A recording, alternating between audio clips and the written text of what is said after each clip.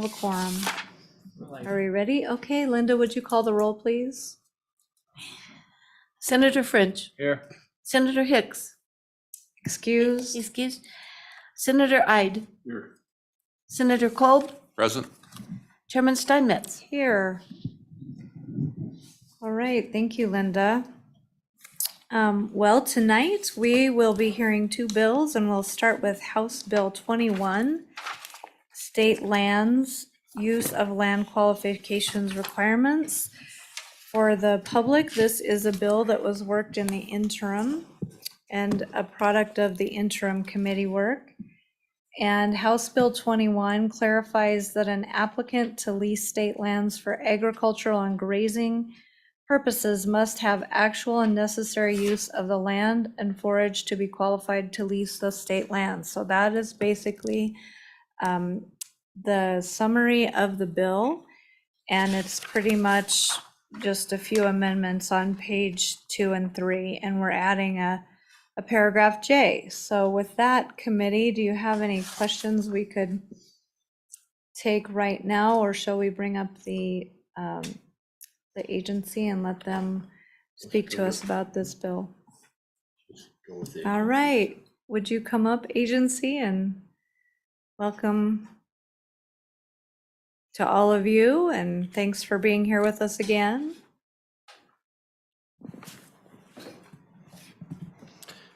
Thank you, Madam Chairman.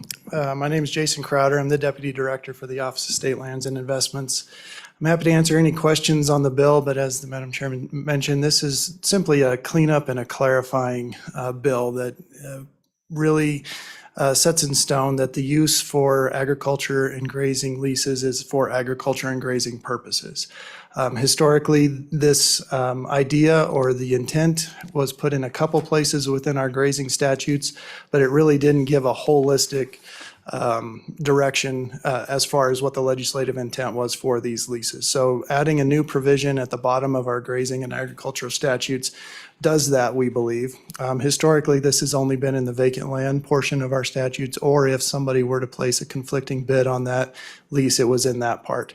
But it left out all the existing lessees, and those existing lessees can change over time, or their intent for the use of the property can change over time, or they could assign into somebody who may have a different intent for the property. So this really does give that umbrella direction that these leases are solely for people who have actual and necessary use for the land. I think it's also important to note, though, that the board issues these leases to people who have that intent. If they have any other intent, like for open space or to conserve these, the forage for some other purpose, that it doesn't grant these leases to those individuals. We do that through other leasing mechanisms if the board desires to do so. And if at any point during the lease, it's noticed that that is occurring, then the board has the ability to cancel a grazing and agricultural lease and move that into a different leasing vehicle. But with that, Madam Chair, I'm happy to answer any questions. Okay, questions, committee? Okay, Senator Ide. Thank you, Madam Chairman. The question I have, just looking at this real quick, I've observed state leasing stuff a little bit over the years, and I'm not real familiar with it. I saw you guys at some of the interim committees during last year.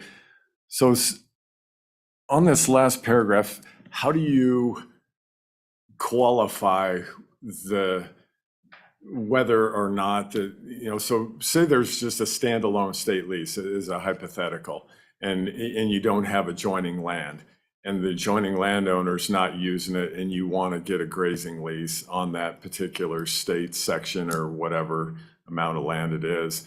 How do you qualify that person to see if he is using it for grazing purposes, or agricultural purposes? Thank you. Go ahead. Absolutely, Madam Chair and Senator Ide, and it's a good question. It is a situation that does pop up often.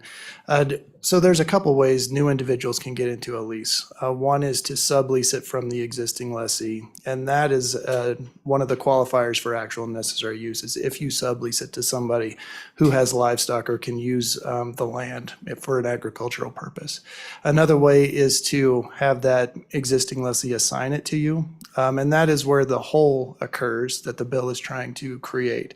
We don't know much about that assigning party through our existing process. They don't fill out an application. They don't do any of that stuff. They're just expected to abide by the terms of the lease that's already in place for the remaining term of that lease. So this bill would clean up that situation to explicitly tell them that they're not qualified to have that lease unless they have actual and necessary use for the forage. Another way is to place a conflicting bid on that lease, and that happens once every 10 years at the lease's anniversary period, and we'll get into that in just a minute here. But at that point, that individual in current statute has to have actual and necessary use for the land. Go ahead, follow up. And how do you vet that? Say a new lease comes up, they apply for it. They don't own any adjoining land, and they may have to fence it off too, to use it for grazing purposes. Does that, do they have to fill out a form that says, okay, here's what we're doing. We've got, 20 head of cows we want to put on this section, those sorts of things. Thank you, Madam Chair. Madam Chair and Senator, I thank you for that clarification. I stopped short of answering your question fully, but yes, each one of those situations comes with an application, and we ask them, what is your intended use for the property? How many head of livestock, what class of livestock, or if it's farming, what type of crop do you expect to develop from the ground? And if you plan to sublease that, and how would that look as well? So at each one of those instances, the application requires the applicant to make that statement to us. And we have to hold that application as valid information. And if it's not, then we have the opportunity to cancel that lease because it was procured by fraud at that point. Senator Kolb. Thank you, Madam Chairman. Well, I got to tell you, the way this bill's constructed, it's kind of hard to track. I mean, because the bill titles is one thing, you strike, must have reasonable and necessary use of the lands. But at the end, you've put in J. And so this is just a clarification and making it more clear on what your intent is.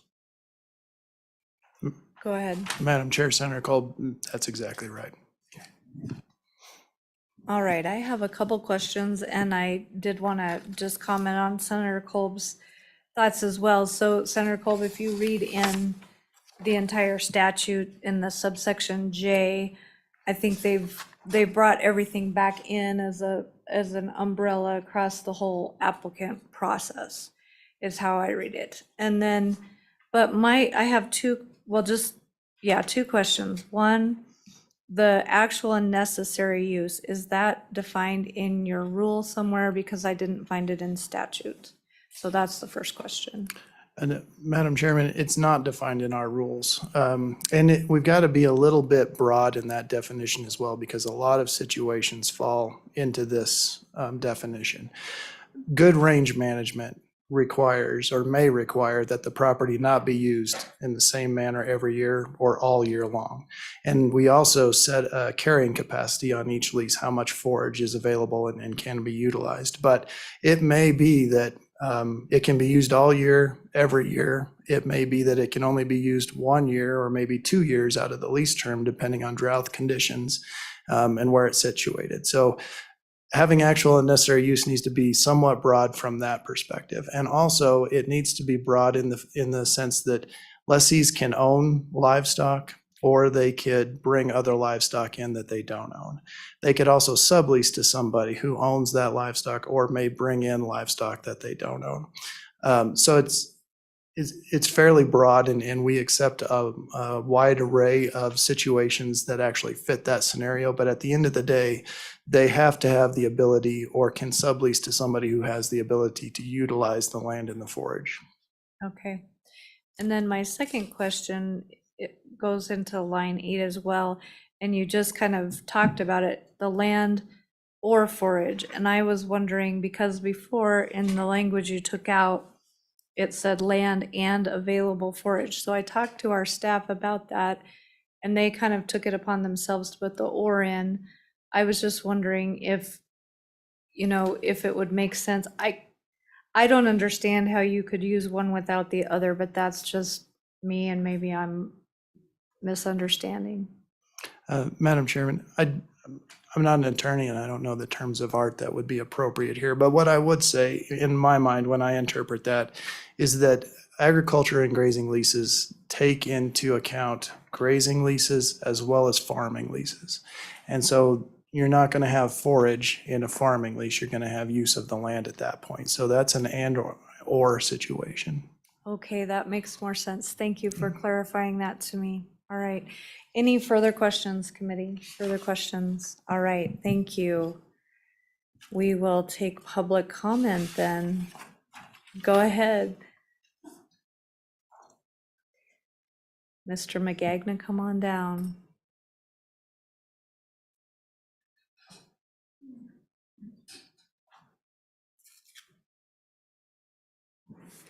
Thank you, Madam Chairman. Jim McGagnon with the Wyoming Stockgrowers Association. And this proposed change was actually brought forward by us to the Joint Ag Committee this past summer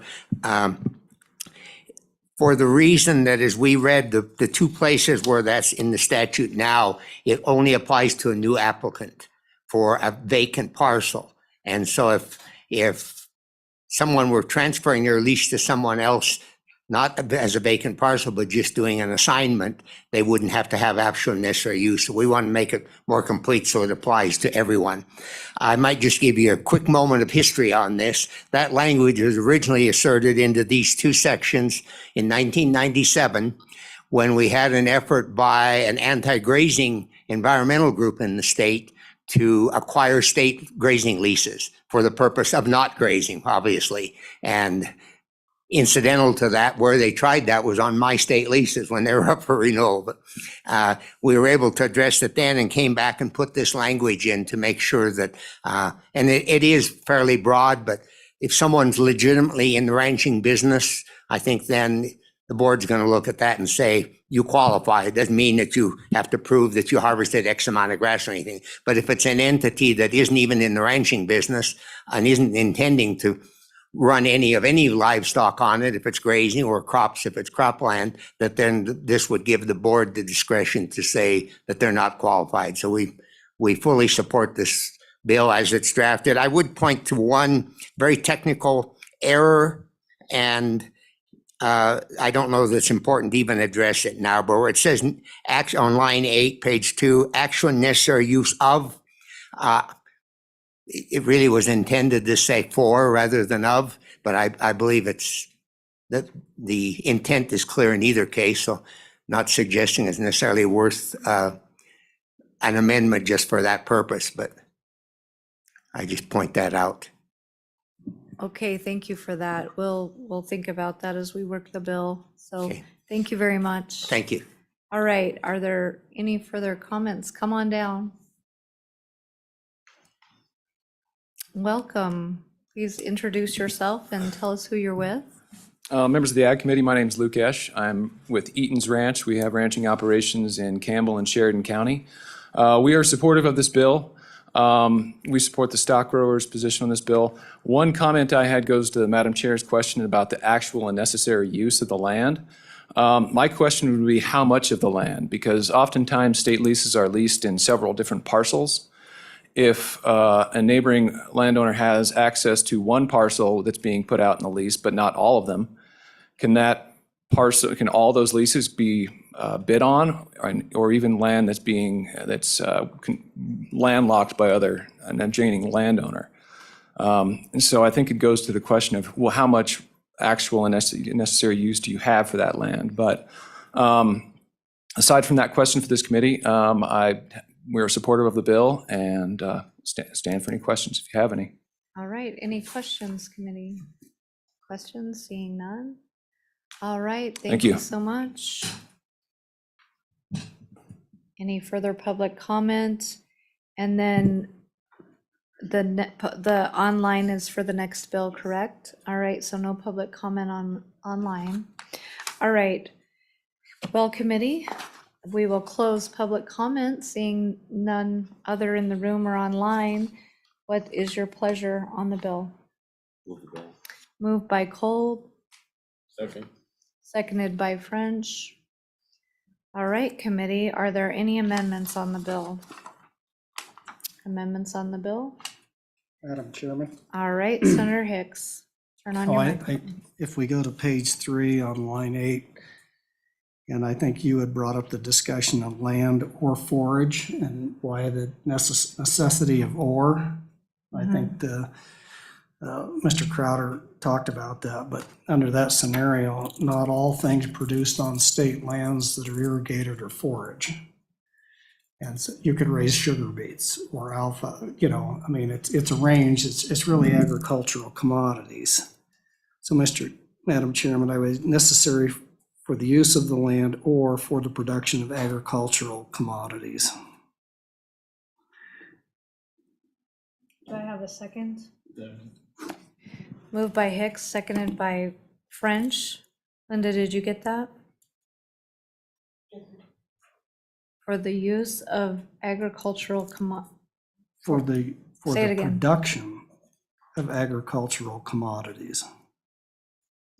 Okay. Any discussion?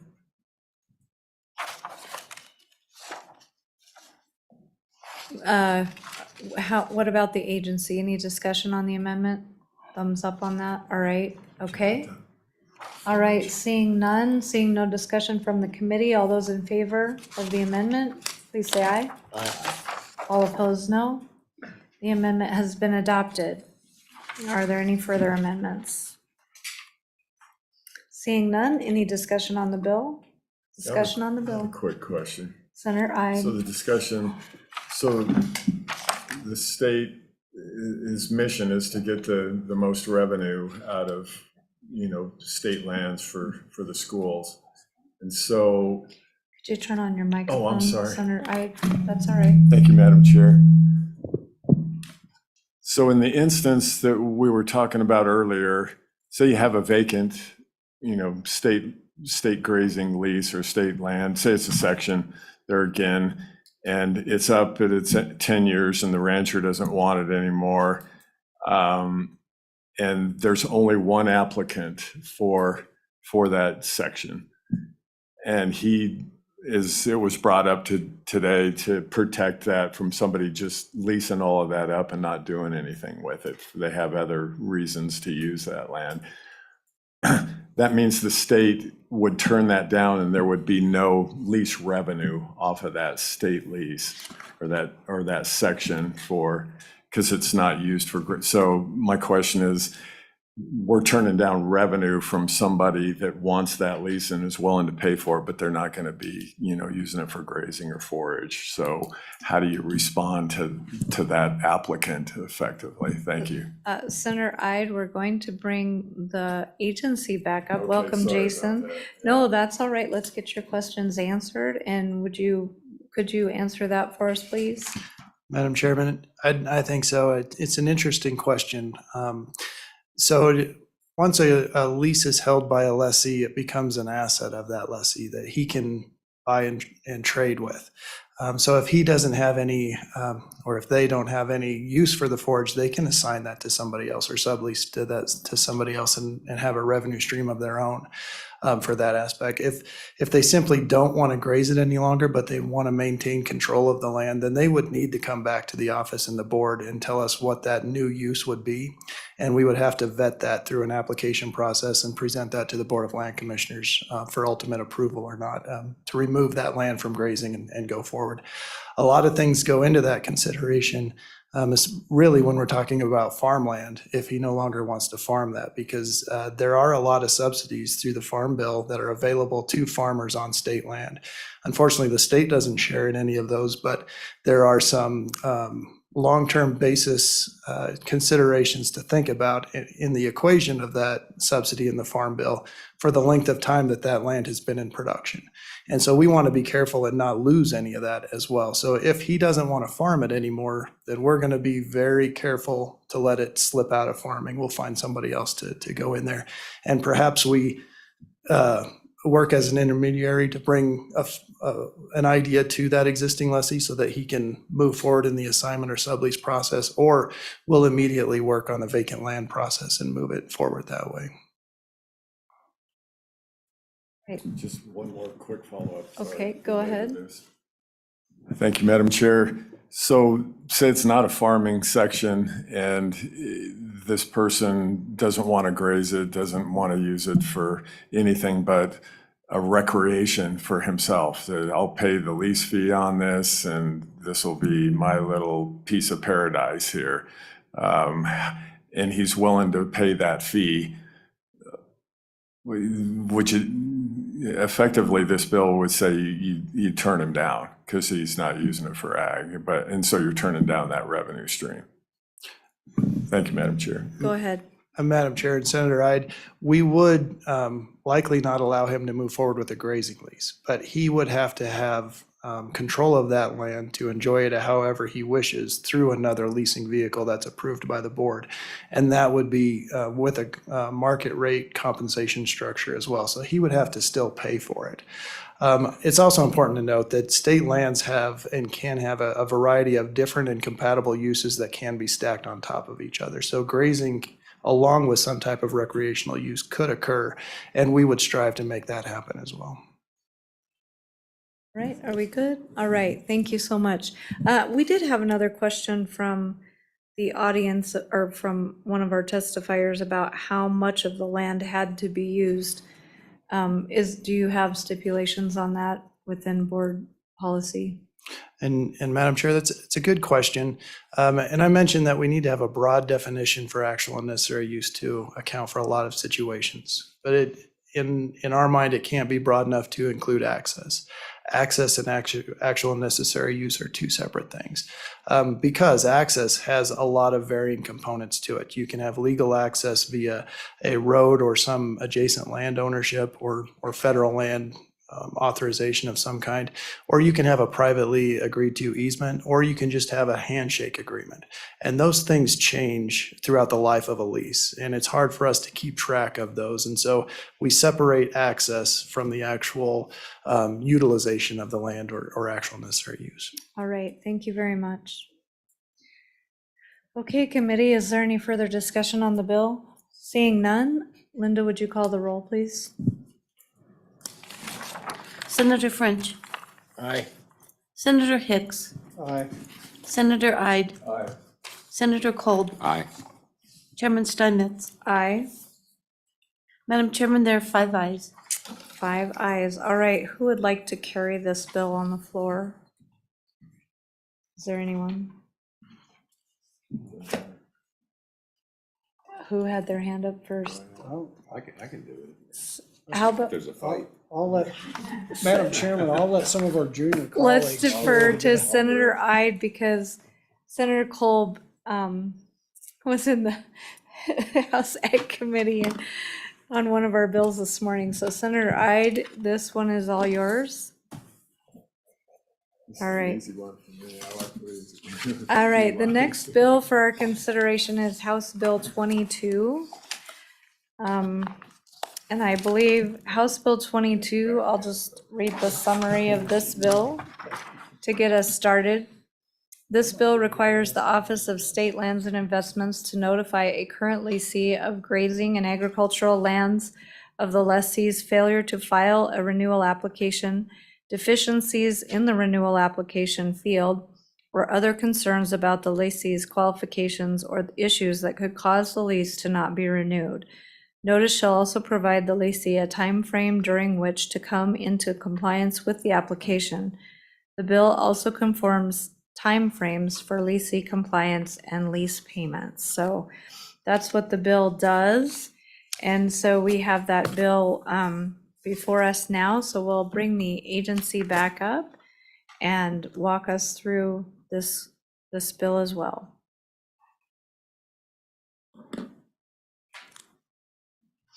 And committee, it looks like we've got a handout on the lease program and the timeline for how things occur. And so I direct your attention to that as well. Welcome.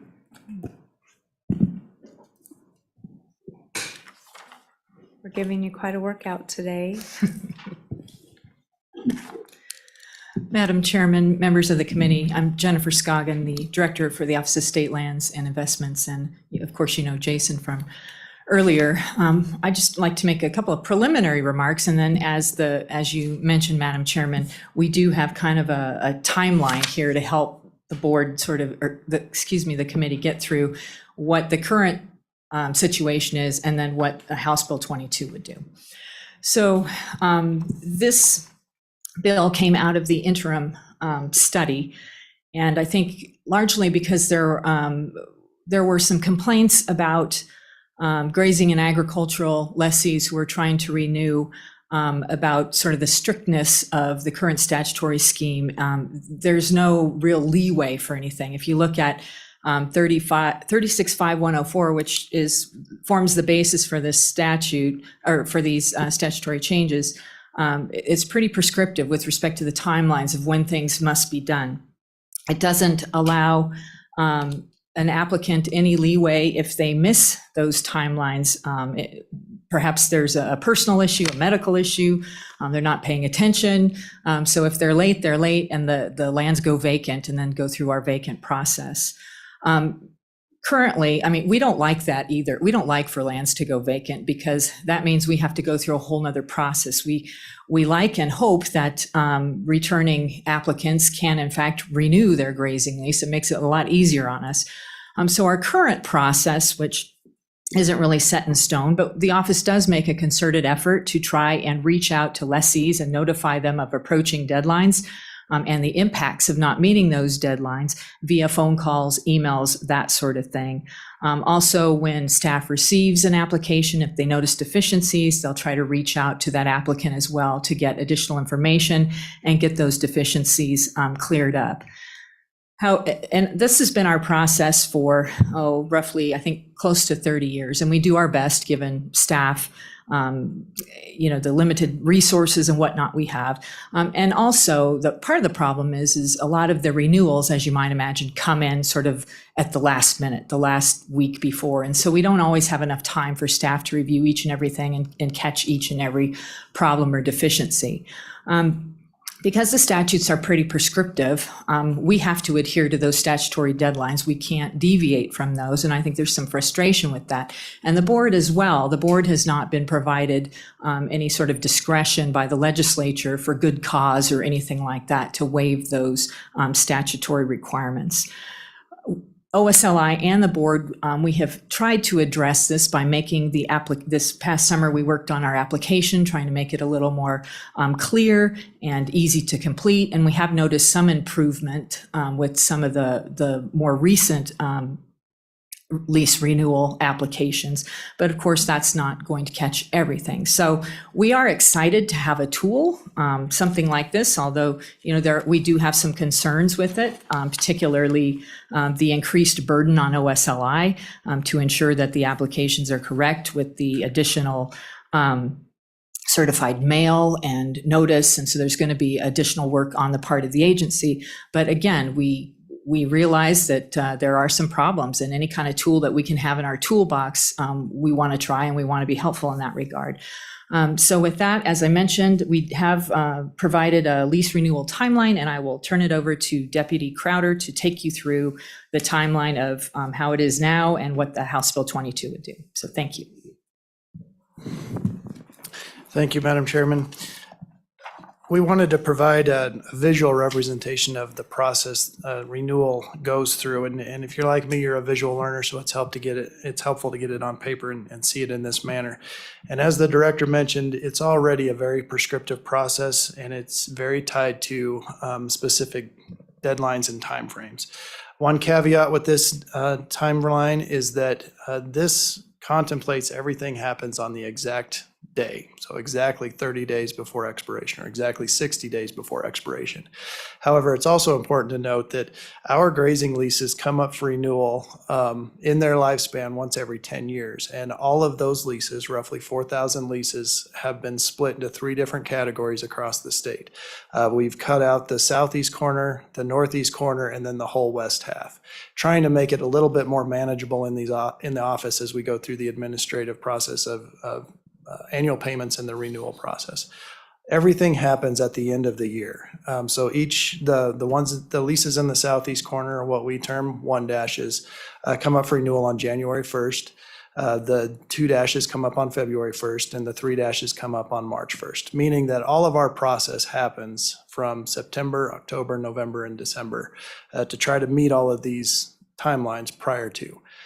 That is a time period when holidays occur, when snow days occur, when weekends occur, and when staff takes time off. So we're not always able to hit the 60 days. It might be something in there, and it might extend the time period just a little bit. So I want to give you that caveat. The timeline separates the existing process from House Bill 22, the black font versus the burnt orange font, to give you a sense of when the new timelines would occur. One thing that the bill does is it changes the existing lease renewal application deadline from 30 days prior to anniversary date of the lease to 60 days prior to anniversary of the lease. And what that does is that opens up a period of time, and it's essentially what we're calling the cure period, where we have given a performance measure to the existing lessee that they need to have their application in by a certain date. And if they don't, then we have time to step in and notice them for any deficiency or any missing application in enough time to try to correct that situation before the end of the lease occurs. And it's important in our mind to maintain the integrity of the lease and honor that anniversary date and try to get as much of this process done before the lease actually expires. The bill also moves up the annual rental notice from 30 days to 60 days, and you can see that on the timeline. And I might ask at this point, that is a product of trying to decrease the confusion in this process and trying to normalize the dates of when lessees needed to respond to the office, either giving us an annual payment or giving us their renewal application. And that's one of the confusing points that we've heard from lessees is I can go for 9 out of the 10 years and understand that January 1st is my deadline to give you an annual payment. And then all of a sudden at year 10, I have to think 30 days ahead and give you a renewal application. And sometimes they don't make that thought and they miss that deadline. And then we're stuck, as the director mentioned, that we have no latitude to try to bring them into compliance with that renewal application. So in the original drafting of the bill, we tried to match those two dates up to be further ahead of the anniversary date than where it was. The House made an amendment to keep the annual payment at that anniversary date. However, they did adjust the notice period to be 60 days ahead. I'm not sure what is the best time period for that, but it's important for the committee to know that that's an extension of notice by another 30 days that may cause that notice to be placed on the side of the desk, get lost under some papers, and not at the very top of the stack to be paid right away. And we want to make sure that when lessees receive our notice, they respond to it, so they're not subject to late fees. The late fee is rather large, 10%, and they're not subject to ultimately losing their lease. So we might ask that 60 days be brought back to 30 days where it originally was. The only thing else I think I might mention as part of the bill, because I believe you all have had some experience with this, is that the House added an amendment as far as when we notice or provide notice to existing lessees when a conflicting application is received. Right now, when a conflicting application is received, and the time period on the timeline is that happens at the latest 90 days before expiration of the lease, we notify that existing lessee of that conflicting bid and give them an opportunity to respond to it. Within existing statute, they have a preferred right to match that bid if they're otherwise compliant with all other lease terms and the statutes. And we have to give them 30 days to respond to that. We also, let me take 2 steps back. When a conflicting application is received, that conflicting applicant has 30 days to do that. And they have 30 days to give a complete application. Everything's filled out, it's filled out accurately, and they provide payment and they provide the deposit for the improvements. They're expected to do that within 30 days. Our historic practice is that we give the existing lessee the same expectation. We give them 30 days notice to respond, give them 30 days to exercise their preferential right to match that bid, and give us their renewal application fully filled out. The House inserted an amendment that we would review that renewing application from the existing lessee after we gave them that 30-day notice. And if there were any deficiencies, we would again give them another 30 days to correct that. We would have 10 days to recognize the deficiency, and then we would give them 30 days to respond to the deficiency. And at that point, you are separating the expectation or the performance measure that the legislature has put on the conflicting applicant and giving the existing or renewing applicant an accommodation that's greater than what's already in statute. And I just want to make sure that the committee is aware that the amendment does that. What it also does is it requires us to send a certified notice to that existing lessee that they have a deficient application. Previously in the bill, if an existing lessee is just renewing their lease, we have the ability to call them or email them or correct it in a very quick manner. And if we don't get any response from them, then we respond with a certified letter memorializing the deficiency and our attempt to contact them. But in this case, we are just stuck with certified mail. We have to send that out, and that's a time-consuming process. Keep in mind that we have 10 days to recognize the deficiency, which will probably take a good portion of that, if not all, just to recognize it, given the time period and the time within the year that we're doing all of this, and that they have 20 days to respond. And I don't, every time we send out a certified notice, it takes a varying amount of time to get to the lessee and for them to respond and them to go to the post office and pick it up if that's their thing. But there's a short amount of time for a response there and for them to get something back to us. So if there's somebody, go ahead, Madam Chairman, sorry. No, go ahead. I just, when you get to the end of that sentence, I just have a question. Yeah. If we have somebody on the other end of the state who is just a day or two away from that deadline, they may not be able to fix that deficiency in that amount of time and turn it around. So my question is, am I hearing you right? Because I thought a few years ago, we made it available for you to email, make phone calls, do all of, is that the same change we're now repealing?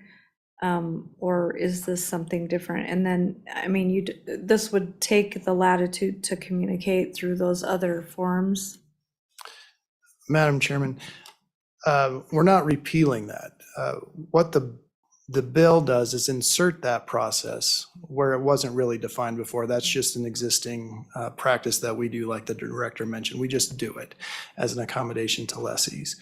It inserts that into the first part of the bill for just renewing leases. But when we have a conflicting application, it doesn't give us the same ability.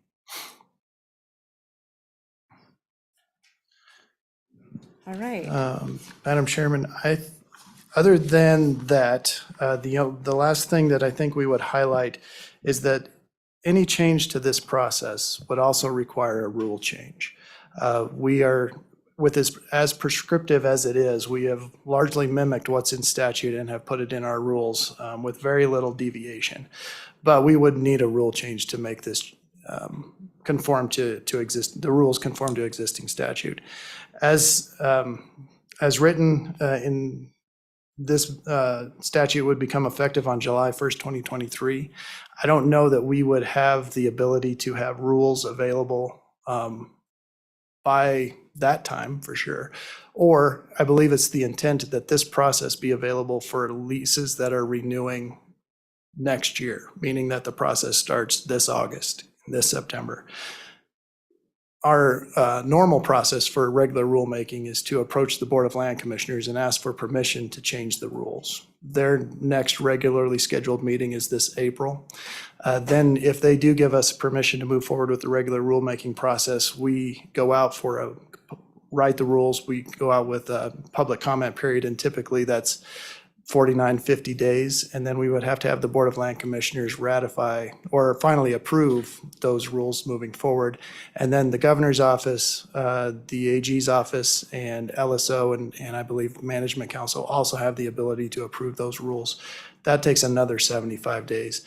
So if the world really worked well for us, and it hasn't yet, but when it does, we may be right in line to have this process in and ready when the process starts in August.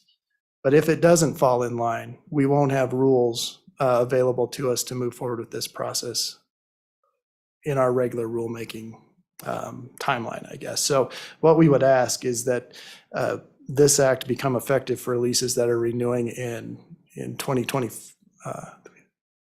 make sure my timing, 2025, and possibly that our rules can take effect or be, trying to run through a lot of dates in my mind, Madam Chairman, I apologize, but allow us the summer and the winter to properly promulgate these rules and ensure that there are no mistakes so that we can have this process ready to go for those leases that are available for renewal in 2025.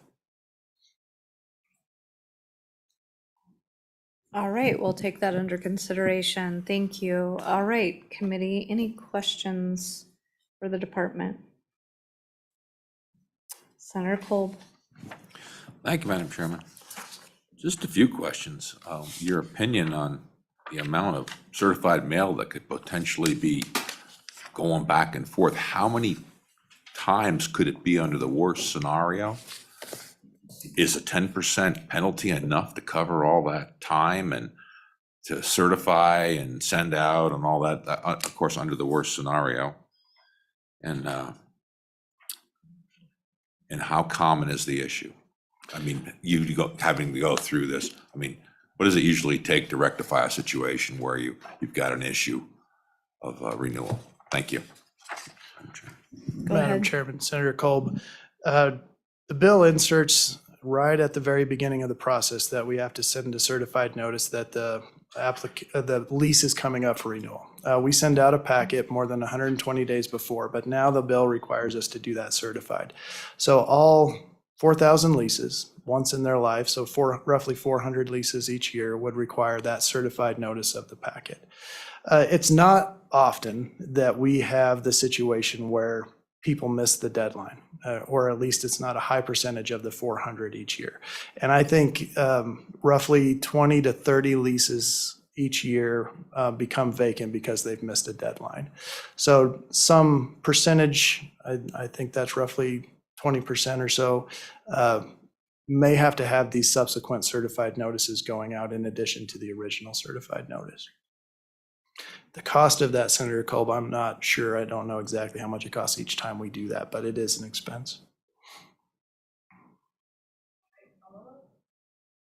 Yeah, on the 10 days prior to lease expiration, is that going to be enough time to get a piece of mail? Let's say you go certified. I can tell you, and where I'm living at, 10 days, that might not be a workable situation. I just, what's your opinion about that for the having ability to give notice?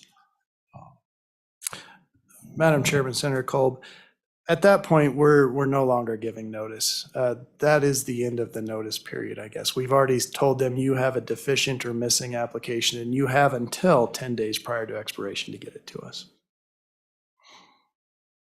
Right, any further questions?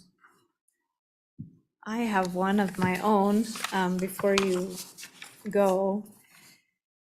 There's some language, and it starts on page 2, lines 9 and 10. And it talks about files an incomplete or otherwise deficient application. And then where it starts is, or otherwise causes the Office of State Lands and Investments concern.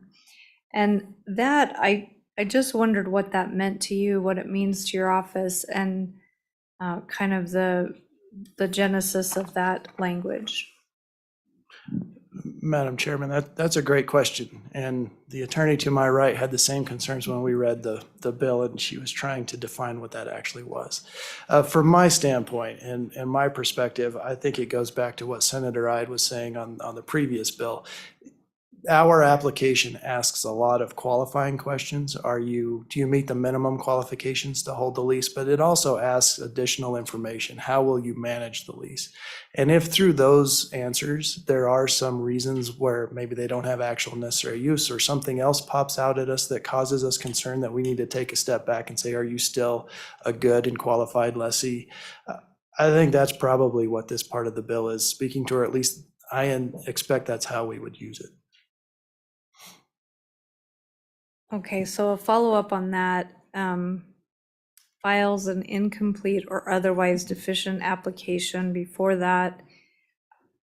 do you think that needs to be broader? I mean, I guess a deficient application to me would cover a lot of things. And so I guess I'm just looking for some guidance on whether that would cover or otherwise causes the Office of State Lands and Investments concern a deficiency in the lease. What other things might there be that, I mean, this is extremely broad, and I'm just, having not been in the interim and listened to all of this, I'm just looking for a little more input from you guys. Madam Chairman, we see a wide array of deficient applications when they come in. Some of them may be missing payment, or some of them may be missing minimum qualifications, answers to those minimum qualifications. Are they an entity? What type of entity? Are they eligible to do business in the state? Are they certified through the Secretary of State's office? Those types of things. And we see that a lot. They just haven't answered those questions. Others may not give us appropriate contact information, and we want to make sure that we do have the right contact information to send invoices to and to contact them with whatever notices we need to. Some of them are missing the signature that they've actually signed and agree to take the lease on for another 10 years. And sometimes somebody has passed away or has moved on from the business or something, but is still on the lease. So we want to make sure that the lessee is accurate. So all of those things happen with all of these leases. And there are things that we try to clean up before the deadlines. And so I think being broad here, and I believe from my perspective that the language within the bill allows us enough discretion to know that almost if an application isn't perfect, we have the ability to respond back to that lessee and get a good and compliant lease or application. Okay, thank you for that. Any further questions? Go ahead, Senator Ide. Thank you, Madam Chair.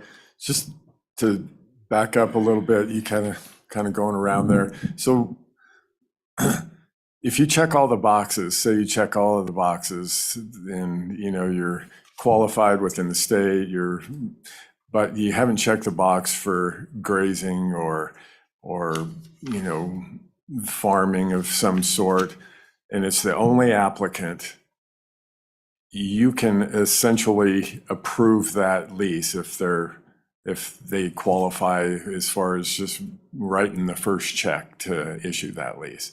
I mean, can you say yes to that if they're the only applicant and there's no competing and the revenue stream looks good with these guys?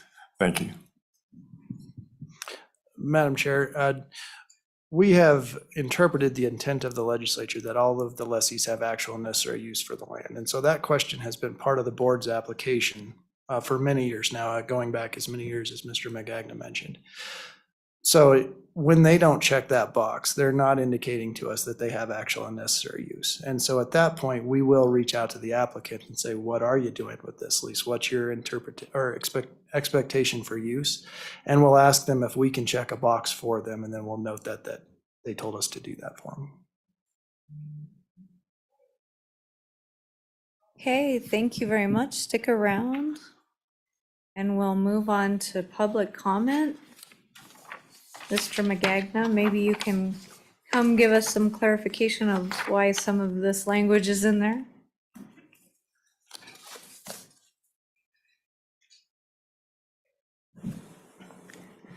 Thank you, Madam Chairman. And again, Jim Magagna on behalf of Wyoming Stock Growers and Wyoming Wool Growers. This, again, is an issue that we took to the Joint Ag Committee, worked very closely with them on developing this legislation.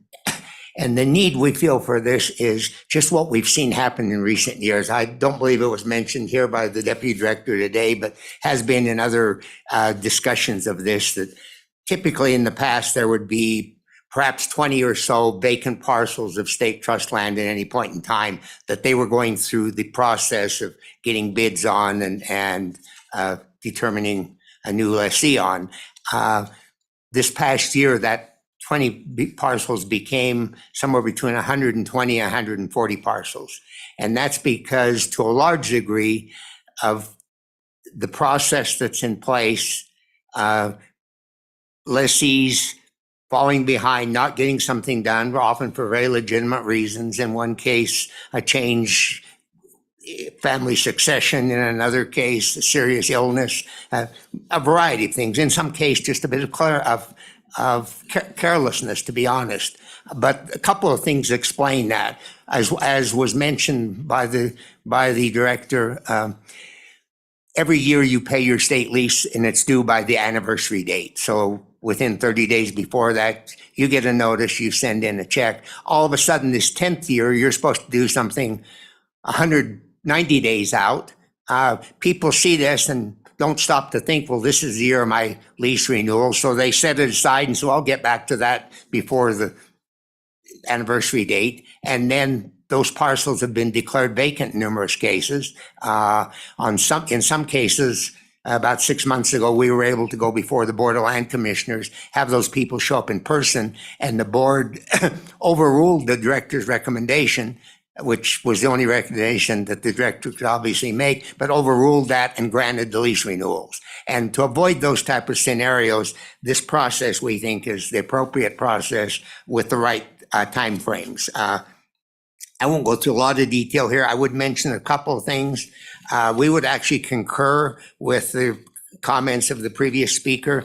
I think on the initial notice that requiring certified mail is really excessive. I think a mail notice would be adequate at that point.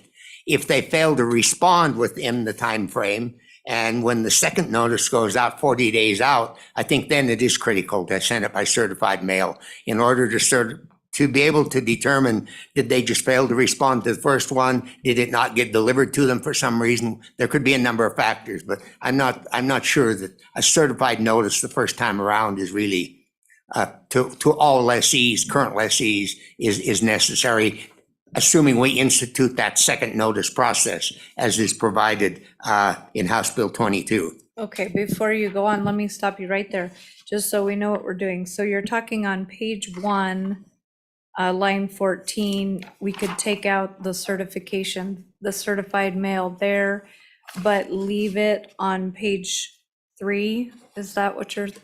On page, excuse me just a moment, I turn my pages here. On page 2, line 16, if they haven't responded or their application was incomplete or had other problems, then it says that the notice shall be appropriate form of communication as the determined document by the director, which could be an email if you have an email address, it could be a phone call, and if no response is received, then also in writing by a certified mail. In that case, we would retain the certified mail requirement. Okay, and then what about on page 3? That's the conflicting application. Would you want certified mail there as well? Excuse me just a moment. On page 3, what line is? Line 21. Oh, line 21. Yes, that one very much so, because that's when they're down to the last chance that they've missed the deadline and they're given a grace period with a penalty to still renew and keep that lease. So I think certified mail in those two instances is correct, but we would be fine with removing it just on page 1, All in right. the initial notice. Thank you for clarifying that for us. Go ahead with your comments. The only other comment that I would add to this, because of what we've seen in recent years with such a growing number of parcels becoming vacant for technical process reasons, not for any other reason, and I would honestly say some of that is that lessees are being a little negligent in keeping track of those. That always happens. Some of it's been because the State Land Office have been suffering from a lack of personnel, and particularly of experienced personnel to keep up with this. But because we don't want to see that continue, we would strongly object to making the effective date of this bill July of 2024. We think it needs to become effective now. My recommendation for your consideration would be to insert a provision on whatever that is. It's on page 5, and this is, you're familiar with this in other bills that say that the authorization to initiate rulemaking becomes effectively immediately. And that would give them the time, assuming this bill moves through the process, is signed by the governor, that then they could begin that process then. And while I know that we've had some problems because the Board of Land Commissioners in recent years has only been meeting roughly every 60 days, every 2 months, I'm familiar of instances where rulemaking is involved, where the Office of State Lands has requested and the board has agreed, or the governor has agreed to an emergency meeting of the board or a non-scheduled meeting to allow these processes to go forward. And I think this would be an appropriate case for that. Once the rule changes have been developed, would be to ask the board to act immediately to initiate the rulemaking process. With that, Madam Chairman, be happy to entertain any questions that the committee may have. All right, questions, committee, questions. Go ahead, Senator Ide. Thank you, Madam Chair. Mr. Magagna, you mentioned a couple of times about, in the past, it's been about 20 to 30% of the leases that, become vacant on an annual basis, and then it jumped up to, 100 plus, what did I have here? 20 to 30% of vacant, and then it jumped up from there. In history, the last 20, 30, 40 years, is that sort of that number pretty consistent? Madam Chairman and Senator, first correction, not percentage, 20 or 30 leases. Or I'm not sorry, percent. 20 or 30 Yeah. leases, yeah. Excuse me. Historically, in recent times, I think 20 or so leases a year has been kind of the norm. The 3 years that I spent, or nearly 3 years as state land director, I know that was the norm then, and I think it's pretty well continued until recent years where it seems to have expanded significantly. Now, two things have happened, to be honest in that answer. One, the number of vacant leases has grown. But the second thing is they've stacked, accumulated on top of each other, because the State Land Office didn't have adequate staff and resources to move quickly to make those vacant lands available again. They've picked up and stacked on top of each other, and that's how we got to the 120 or so. It's not that we had 120 in 1 year. Any further questions? Okay, I just have one, and that was about the language I brought up to the Office of State Lands, and I'm perfectly fine if you're good with it, but on page 2 is where the first reference that it begins is line 9 and 10, or otherwise causes the Office of State Lands and Investments concern. It seems a little arbitrary, but if you feel like that'll accomplish your purposes, then I would hate to tamper with it. Chairman Steinmetz, it is rather broad. I would point to two things. One is just the nature of the board being in charge of state land management, which is a duty that's given to them by our Wyoming Constitution. It's not like the legislature gave them a series of duties. They're subject to legislative overview, but so we think it is important that board have a greater amount of flexibility than maybe you would see in the case of another state agency, that the agency's direction comes just strictly from the legislature. And an example I could think of that is, if I'm a lessee, I may submit a complete application. I've answered all the questions, but the answer that I provided to a given question would raise a doubt in the director's mind as to whether I truly qualify as a lessee. So they may want to get back to me and ask some additional questions to help me establish why I answered that question the way I did, and demonstrate that I am a qualified lessee. That's where I would see that applying, where only an incomplete application means as long as every box was checked, there wouldn't be the ability to say, well, yes, you checked this, or you described this in a certain way, but that raises doubts about your qualifications, and we want to have that clarified. So we're fine with that language being left in. All right, thank you. All right, we'll let you go. Thank you. Thank you. Further public testimony. All right.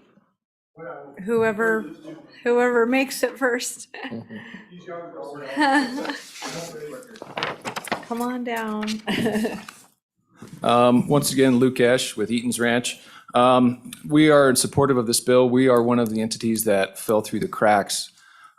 We have ranching operations in Campbell County. We've held 3 leases up there for over 70 years. We can't even find the records dating back to when we first got the leases. In the fall of 2021, our ranch manager was fighting cancer, waiting for a liver transplant, and was undergoing chemotherapy. He was able to submit the application when he was under chemo, but he forgot to submit a check. And he submitted the application 3 weeks before the deadline. We received no call, we received no email. The only time we found out that our application was deficient was whenever we called the state lands office when we hadn't received a lease payment check. And that was towards the end of January. And it was before the expiration of our state leases in February. So whenever we found out about that, we immediately called and contacted the office and said, hey, we'll bring a check down right now. And we were told in no uncertain terms that, sorry, we can't do it. It's past the deadline. And we were unaware of these other applications that were going to set to expire too and go through the process of going to the state board. So we, I guess, went along. We played along, and so our leases went vacant in 2022, and so we went through the process of having to go bid on our leases, and ultimately we lost the leases. And it was lost to a neighbor that had moved in recently that had access to only one portion of the leases, which goes to my question earlier. And the office can take note, we have no intention of providing access to 2/3 of those leases that we lost. So in terms of the need for this bill, it is absolutely needed. And I would support the stock growers as well in saying that we would argue against moving the effective date back. Statute controls over regulations. This statute is so prescriptive in the amount of time that you almost don't need rules for this. The statute tells you exactly what dates need to be done and what needs to be done by.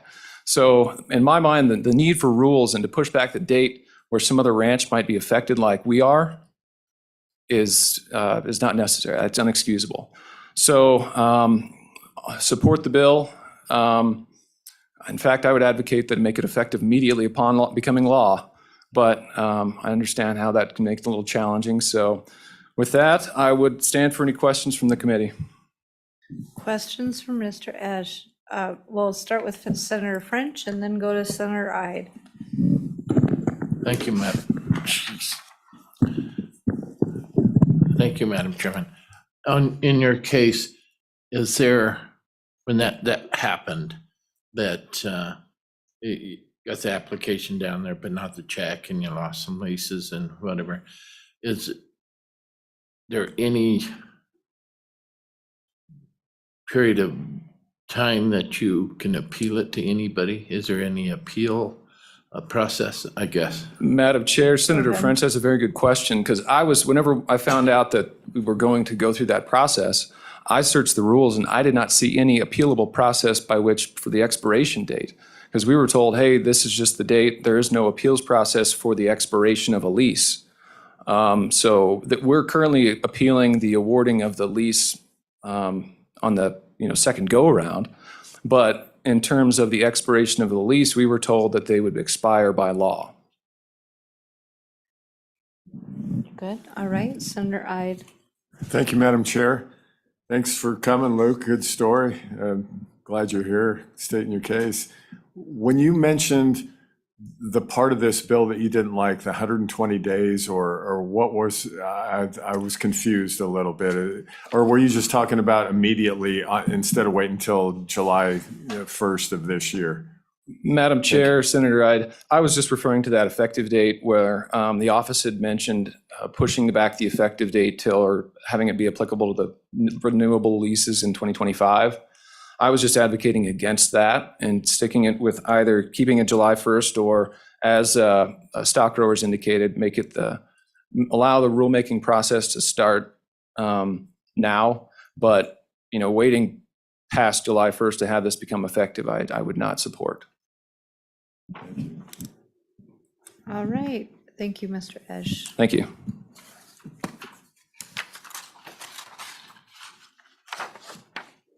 All right, welcome.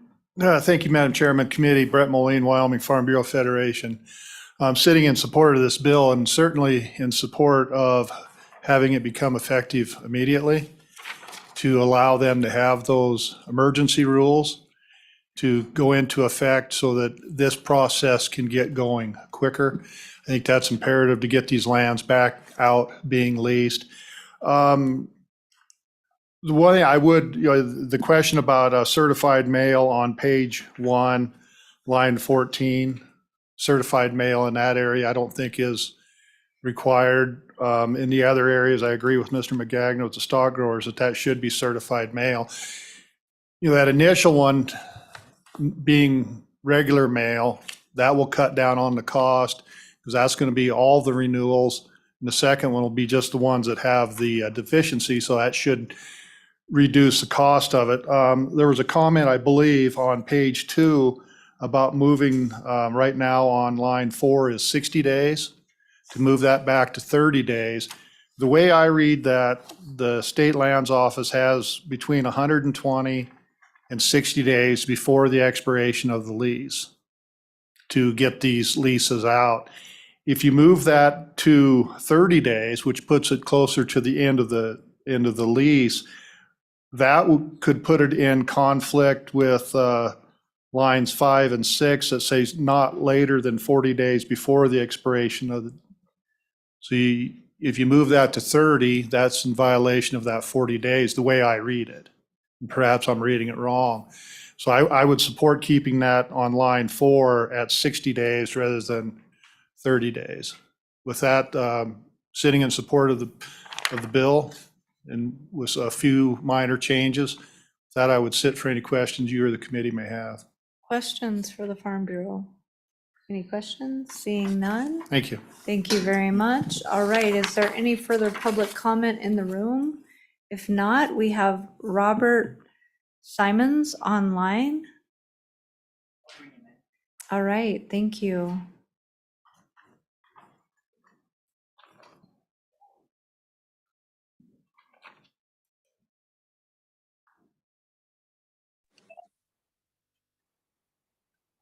Can you hear me?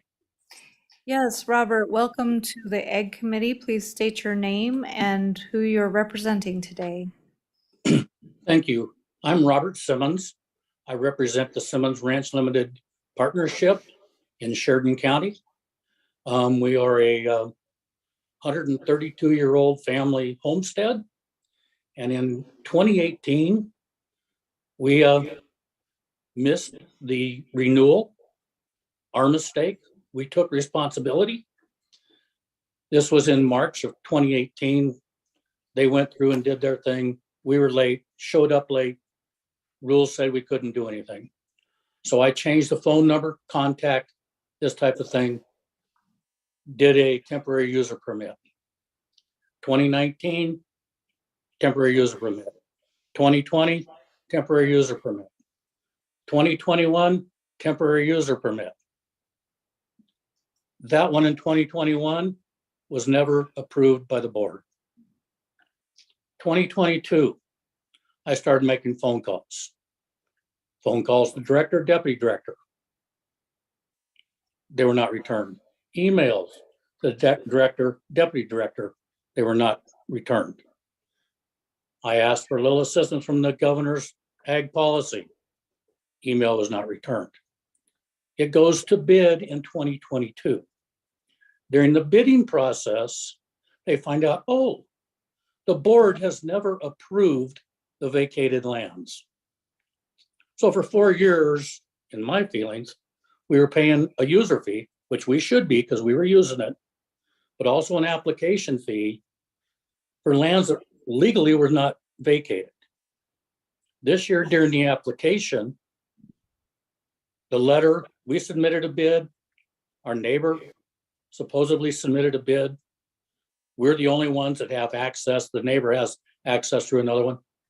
When the second bid came out, he came to my sister and asked if we were bidding. She said, yes. He said, well, fine. we won't put in a second bid. We did not receive the second bid letter until the middle of August, and it was due on July 31st. Luckily, after the neighbor came and talked to us, she called me. I live in Cheyenne. I went to the office. This bill that we're talking about is not going to affect me. We've got our lease back. What it does do, though, is helps a whole lot of other lessees around the state of Wyoming. And I hope for these people that have leases, how they can get action out of state lands by phone or email when I couldn't get action out of showing up in the office. So I'm in support of the bill. It's needed. We'll get this done and hopefully we can clear up some of the problems they have. Thank you very much. Thank you, Mr. Simmons, for being with us tonight. Any questions for Mr. Simmons? Questions? Seeing none, thank you so much. All right, is there any further comment? I don't see anyone else online. With that, committee will close public comment. What is your pleasure on the bill? Move the bill. Moved by Kolb, seconded by Ide. Are there any amendments on the bill? Amendments on the bill. Well, I think on page 1, we've had a suggestion from all parties concerned that we take out via certified mail on line 14. So on line 14, page 1, letter A, after upon notice, take out via certified mail. So it would read, upon notice from the Office of State Lands and Investments. Could I get a second on that? Second. Moved by me, seconded by Kolb. Is there any discussion on that amendment? Seeing none, all those in favor say aye. Aye. All opposed, no. That amendment has passed. Have you got that, Linda? All right, thank you. Are there any further amendments on the bill? Madam Chair. Senator Ide. You know, the young gentleman out here on the, maybe backing this up, going to immediately instead of to July 31st or July 1st of 2023. I think if I understood that right, I don't know if that hurts us to just make it effective immediately once it goes into law, once it gets out of signed by the governor. Senator Ide, would you I'll move that. be moving that we would authorize them to promulgate rules effective immediately and then make the act effective July 1 for them to enforce it, or do you want everything effective immediately? That's a good question. Being new here, I don't know. You guys can probably chime in a little more on that. I don't, if we make it effective immediately, I don't understand why we would have to wait until July 1st.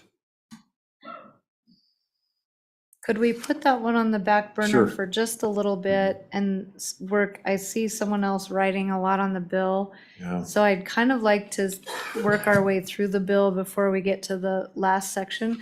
Let's think about that a little bit. If you wouldn't mind withdrawing your motion for now. I'll withdraw my motion. All right, thank you for withdrawing your motion for now. All right, I think maybe we should work through the bill page by page. We've had one amendment on page 1. Are there any amendments on page 2? Amendments on page 2? Seeing none, are there any amendments on page 3? Amendments on page 3? Seeing none, amendments on page 4? Seeing none. All right, Senator Kolb, I guess that leaves us back to you. Did you want to make the bill effective immediately? Yeah, I guess a discussion on that. Why wouldn't we? If it helps getting things in motion now instead of waiting. All right, Yeah. Senator Ide has moved to make the bill effective immediately. Do I have a second? seconded by French for Just a discussion. question. Oh. And Well, before can- we discuss it, we need a second. Is there a second on the motion to make it effective immediately? I will second that. All right, discussion. Senator French was first. yeah, effective immediately? Effective immediately upon rulemaking being completed. Senator I guess that was just semantics or whatever. I guess it's just section 2, the very last, after this bill is signed into law, it goes into effect. All right, that's the motion. I mean, I don't know why, I guess I don't understand why we wouldn't do that and why we would need to wait until July 1st. Somebody can explain that to me. Should we bring the agency back up? Sure, All right, yeah. come on up. And can you tell us what effect it would have if we make this act effective immediately? Would that allow you the flexibility to promulgate rules and then, as soon as possible, make this change? Madam Chair. Go ahead. It's a good question. I think my point when I brought up our concerns about timing are a little bit holistic. There are a lot of bills in front of you that impact us and specifically impact grazing and agriculture, and they would all require a rule change. So it's not that we would move forward with just this one. We would want to move forward with all of them so that we had a good, thoughtful conversation about everything the legislature did and ensured that the rules conformed to them. Like I mentioned, the Board of Land Commissioners needs to approve our office to move forward with the regular rulemaking, give us that authority to move forward. And something that the director mentioned is that they do meetings a lot. And I think that even Mr. Magagna alluded to this, that there could be a meeting before their regularly scheduled one in April. But we are trying to schedule the 5 elected officials, and that's not always an easy task to get done. And not only that, they are already doing special meetings to complete other functions that the legislature has given them.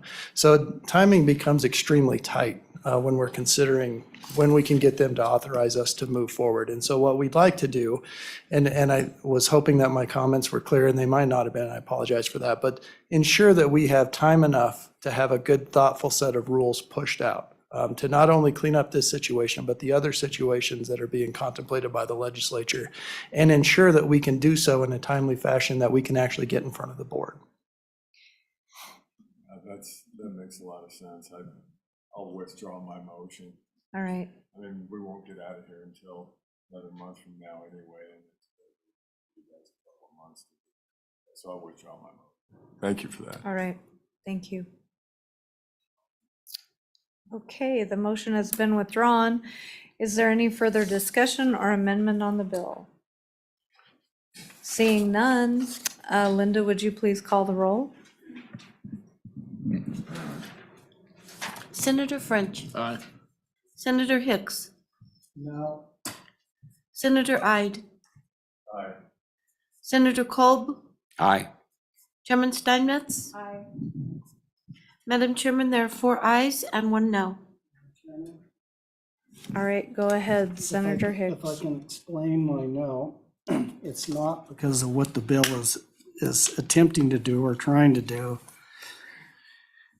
It's because of the number of conflicting provisions in here, the inconsistencies in the use of the language, and more than anything else, just the drafting. And that is not the problem of anybody other than our own LSO staff and our committee for not catching this. But I just read this as there's some substantial drafting errors in it. So I'll just give you a few examples of some of the inconsistencies, Madam Chairman. It's interchanged throughout the document where it'll say incomplete or deficiencies, and then it talks about neglect or non-compliant. And those are interchanged within the document. And then we talk about, in one section, about a leasee or a leasee's authorized agent, and in other places, we just talk about the leasee. But the most problematic component and it's the drafting component, that when you start adding run-on sentences with or, that's not consistent with the way we write laws. It should be A, Romanet I, Romanet 2I, Romanet 3I. And this is drafted in a form where we have run-on sentences. And even when we get to the section where it talks about the notice shall, that should have been broken in. Part of that notice basically specifies the duties of the Office of State Lands and Investment.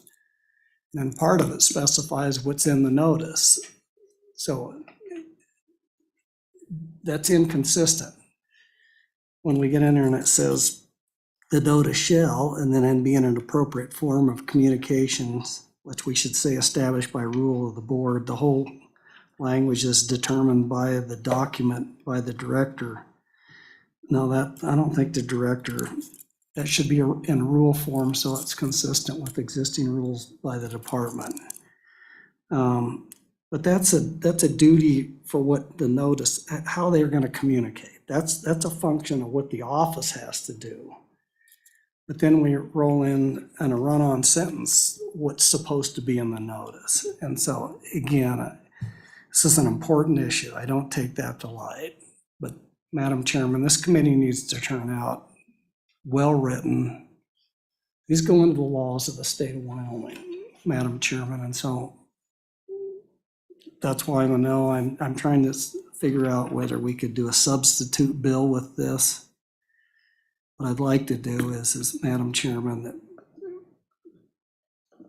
it would take a substantial rewrite. I'm not opposed to trying to do that and get our LSO staff. And we have inconsistent language in here, even with, so we bring in new language and some of the old language isn't correct where it talks about. Senator Hicks. Madam Chairman, we just need to rewrite the bill in a format consistent with our drafting format. We use consistent and uniform language across all the other sections. We need to clean up things where it says Office of the Director. It's the Office of State Lands and Investment. The rent's not paid to the director, it should be paid to the office. And so there's a lot of things that we should clean up in here, make it consistent with our drafting format for laws of the state of Wyoming. Madam Chairman, I'm willing to try to take that on, but at this point in time, it would have to be a substitute amendment or a substitute. I'm afraid it's so substantial, it would have to be a substitute bill. Or we can just do that as a committee of the whole amendment or a first reading amendment to bring in a substitute bill. I'd have to consult with our legal folks on how to do that. We're going to do it, we need to do it right. All right, Senator Hicks. I wish you would have said this during our discussion. I was looking for some direction as to what you were scribbling over there. So I'm trying to reformat the entire bill So, and make the language my consistent. my proposal would be that we pull that vote back and that we hold the bill over until Tuesday and try to work on either cleaning it up or getting a substitute bill put in, work with the people that have been working on this for so long, because it is a very important piece of legislation. We had to do the same thing with our lawful fence bill and go back and put it in the subdivision statutes and clean some things up. So my preference would be to hold the bill over to the next meeting and work on it and see what we can get accomplished. Either amend it here or drop a substitute bill. Madam Chairman, the formatting is so substantial that there's no way that we can amend this all in to the different components that it needs to be.